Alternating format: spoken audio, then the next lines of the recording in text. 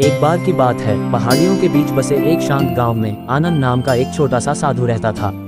आनंद दूसरे साधुओं जैसा नहीं था, वह छोटा था, उसकी बड़ी जिज्ञासु आंखें मासूमियत से चमकती थीं।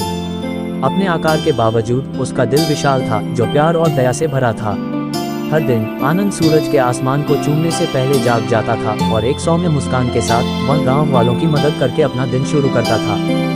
वह कुएं से पानी लाता, बगीचे की देखभाल करता और यहाँ तक कि बुजुर्गों की उनके कामों में मदद भी करता।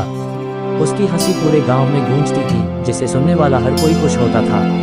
एक दिन जब आनंद गांव के वैद्य के लिए जड़ी बूटियां इकट्ठा करने के लिए जंगल से गुजर रहा था, तो उसकी नजर एक घायल पक्षी पर पड़ी। बिना किसी हिचकिचाहट के उसने पक्षी को धीरे से अपने हाथों में उठाया और उसे मठ में वापस ले गया। कई दिनों तक आनंद ने पक्षी की देखभाल की, उसे खाना खिलाया और उसे स्वस्थ होने तक पाला। और जैसे जैसे पक्षी मजबूत होता गया, वैसे वैसे उनके बीच का रिश्ता भी मजबूत होता गया।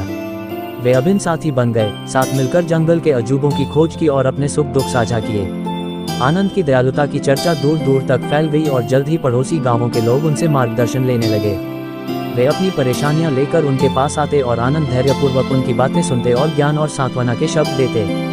जैसे जैसे समय बीतता गया, एक दयालु और बुद्धिमान भिक्षु के रूप में आनंद की ख्याति राजा के कानों तक पहुंची।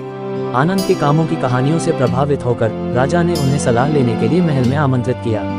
आनंद ने राजा के निमंत्रण को विनम्रतापूर्वक स्वीकार किया और अपने छोटे से पक्षी को अपने कंधे पर बिठाकर महल की यात्रा की।